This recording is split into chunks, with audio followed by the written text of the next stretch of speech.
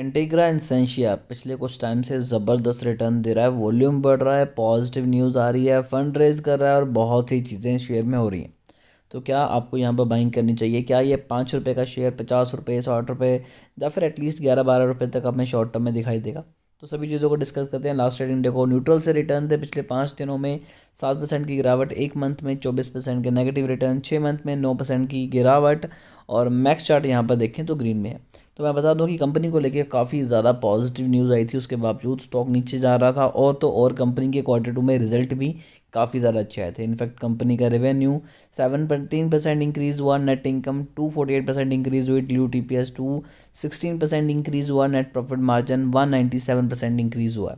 और कंपनी में यहाँ पर 2007 से कंपनी काम कर रही है। और अगर हम यहाँ पर देखें तो कंपनी के फाइनेंशियल्स में हमें मिल रहे हैं टिक की तरफ से तकरीबन 5 स्टार, जो कि बहुत ज़बरदस्त है। एफिशिएंसी में भी शेयर के हिसाब से 1 पॉइंट समथिंग स्टार है, जो कि डिसेंट है, सॉरी पुअर है, बट फिर भी कंपनी के हिसाब से हम कह सकते हैं कि हाँ जस्टिफाई कर रहे हैं।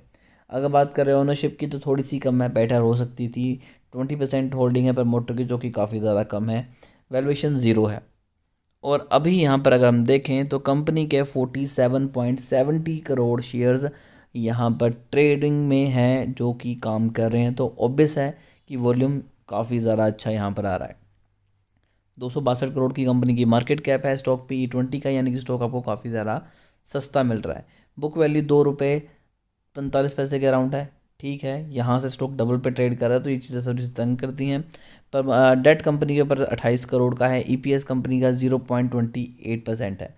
यहाँ पर अगर हम आएँ तब भी आपको काफ़ी ज़्यादा चीज़ें क्लियर होती हुई नज़र आएंगी।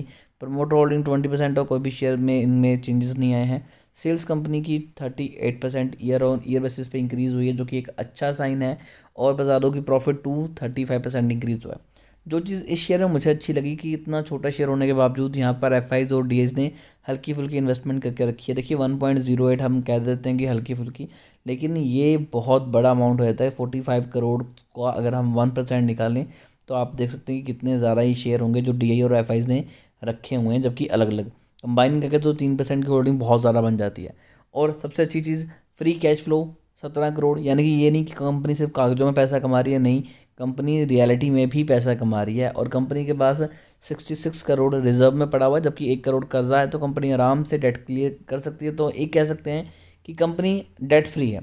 अब मैं आपको लेके चलता हूँ इनके टेक्निकल चार्ट्स के ऊपर। जैसे टेक्निकल चार्ट्स पे आते हैं तो वापस से बाइंग करने के ऑप्शन बहुत ज़बरदस्त तरीके से दिख रहे हैं। अगर हम जूम आउट करते हैं तो क्लियरली देख सकते हैं कि जो भी स्टॉक है वो जोन इसी में ट्रेड करता नज़र आ रहा है, यानी कि इसी के बीच में ट्रेड कर रहा है। तो यहाँ से जैसे ही स्टॉक बिल्कुल अपने लो पर पहुँचा है, तो यहाँ से ऑलरेडी कई बार स्टॉक ने बाउंस बैक दिखाया है।